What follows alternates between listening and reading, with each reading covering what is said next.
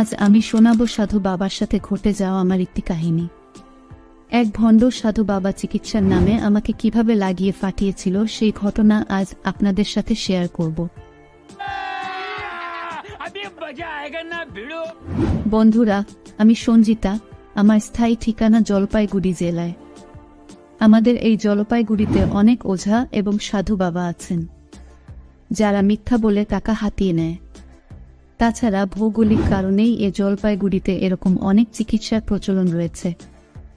সবার যে কাজ হয় না তা কিন্তু নয়। আমার পাশের বাড়িতে চিকিৎসা নিয়ে একজন আজকে সুস্থ হয়ে গেছে। এরকম অবশ্য চোখের সামনে অহরহ আছে। আমার বিয়ে হয়েছে আজকে প্রায় 3 বছর, কিন্তু দুঃখের কথা হচ্ছে যে আমার সন্তান হচ্ছে না।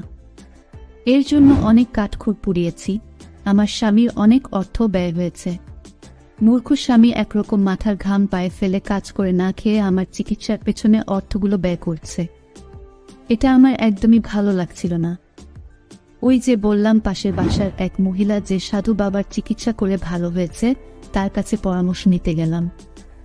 সে আমাকে বলল, আমি ভালো ফল পেয়েছি, তবে তুমি এর থেকেও ভালো কারো কাছে যেতে পারো। আমি বললাম, বৌদি, আমার তো অনেক টাকা পয়সা নেই, এর চেয়ে ভালো কোনো চিকিৎসকের কাছে যাব। এসব কথা বলার আগে বৌদি আমাকে আরেকটা কথা বলল, আচ্ছা, তোমার স্বামী আবার অপারগ নয় তো?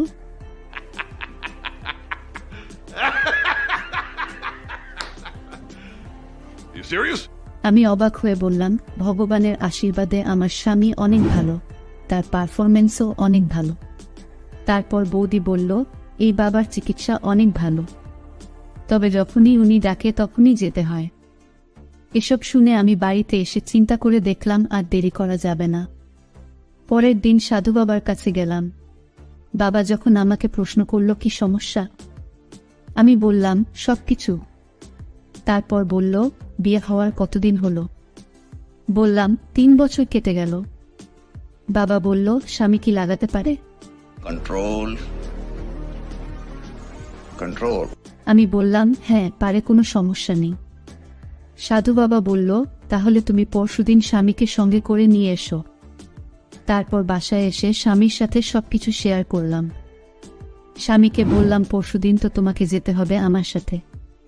তারপর বাবার কথা মতো ওখানে গেলাম। আমার বরকে একটা বোতলে করে পানি দিল। ওটা খাবার পানির সাথে মিশিয়ে খেতে বলল, আর আমার জন্য দিল কয়েকটা পুড়িয়া। এগুলো নাকি ঔষধ, দাম খুব কম।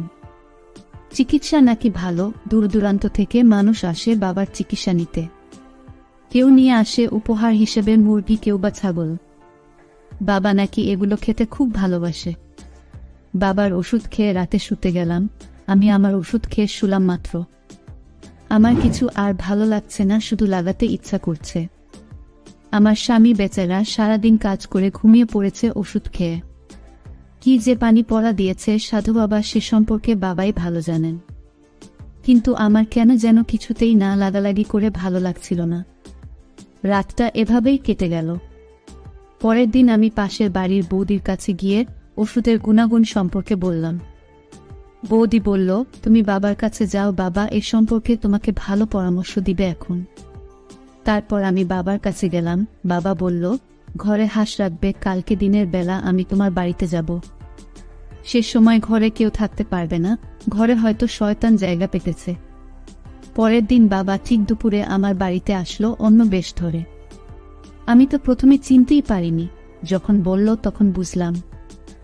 বাবা এভাবে বলল যে, দেখো, আমি যদি আমার আসল বেশ ধরে বের হই, তাহলে কারো কথা শুনবো আর কাকে ঝাড়ফুঁক করব তুমি বলো। আচ্ছা চলো, ঘরে চলো। বাড়িতে তোমার স্বামী কোথায়? আমি বললাম, কাজে কাছে এখনো ফেরেনি। বাবা বলল, তাহলে দুপুরে খেতে আসবে না? আমি বললাম, দুপুরের খাবার নিয়ে গেছে, একবারে সন্ধ্যায় বাসায় ফিরবে। বাবা বলল, তাহলে ঠিক আছে, তবে ঘরটা একটু দেখেই যাই, আসছি যখন, আসলে সমস্যাটা কোথায় তোমার? আমি বললাম, অবশ্যই বাবা, আসুন, ঘরে আসুন। বাবা বলল, আমি কিন্তু এরকম কোনো মানুষের বাড়িতে সরজমিনে আসি না। সাধারণত তোমাকে দেখে আমার খুব ভালো লেগেছে এবং অসহায় মনে হয়েছে। তোমার সন্তান অবশ্যই হবে। তোমাকে কোনো টাকা পয়সা খরচ করতে হবে না। তোমার ওষুধের জন্য তোমাকে যেতে হবে না কষ্ট করে।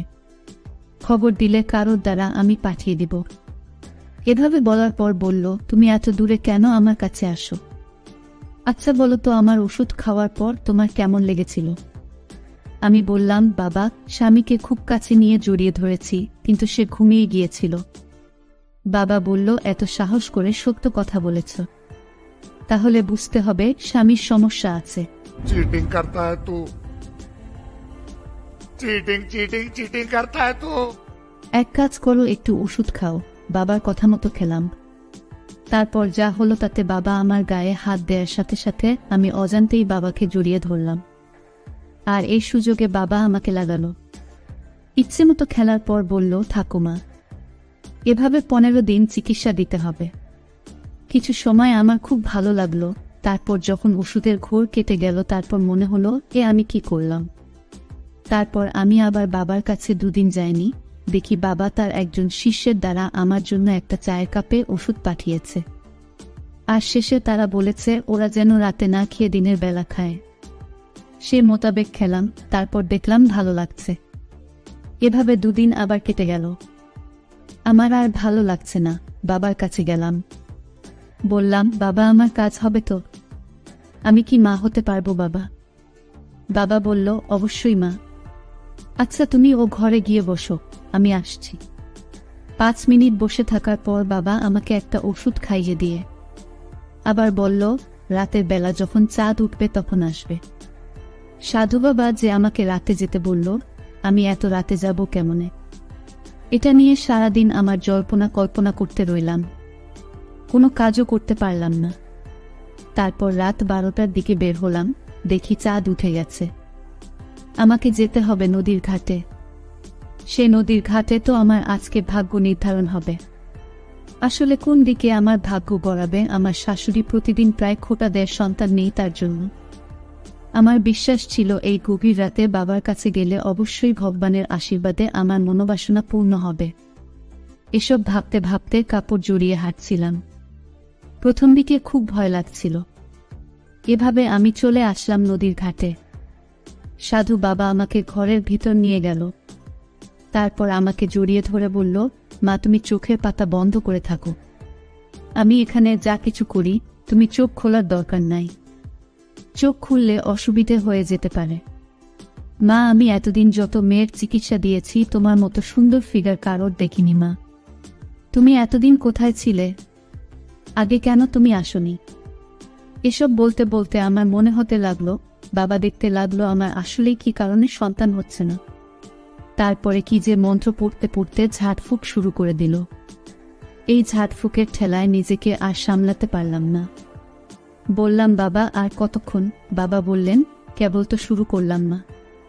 এত অধৈর্য হলে তো মন ভেঙে যাবে মা, তাই ধৈর্য ধরো। তারপর যত সময় যাচ্ছে দেখছি বাবা শুধু মন্ত্র পড়ে আর ডাক খায়। এক সময় আমিও সহ্য করতে না পেরে বাবাগো বলে চিৎকার দিয়ে জড়িয়ে ধরলাম। বললাম, বাবা, আমাকে সঠিক মন্ত্র পড়ে সন্তুষ্ট করে দাও। আমাকে লাগাও বাবা, আমি চাই নাই দুনিয়া। আপনি আমাকে আনন্দ দান করেন বাবা। তারপর বাবা সেই সুখের দিকে আমাকে ধাবিত করল। বাবা এবার আরো জোরে জোরে মন্ত্র পড়তে লাগলো। তারপর মেশিনটা বের করে লাগাতে শুরু করল আর বলল, আমি তোমার মতো সুশ্রী বালিকার সাথে আজ পর্যন্ত খেলতে পারিনি। তুমি আমাকে স্বর্গ দেখিয়েছ মা, তুমি উর্বশী। আমি বাবাগো বলে আবার চিৎকার দেওয়ার সাথে সাথে বাবা বলল, এরকম করোনা কামের ফাঁদে পড় না মা। এই বলে সাধু বাবা আমাকে ধমাধম লাগাতে থাকলো। আমি মনে মনে করলাম, স্বামী লাগিয়ে তো হয় না, সাধু বাবা লাগিয়ে যদি হয়। এই মনে করে আমিও সাধু বাবার ঠাপানি খেতে লাগলাম। এইরকম প্রায় 20 মিনিটের মতো টানা সাধু বাবার কাছে ঠাপানি খেয়ে বাবা ও আমি দুজনে আউট করে আমি বাড়ি চলে এলাম।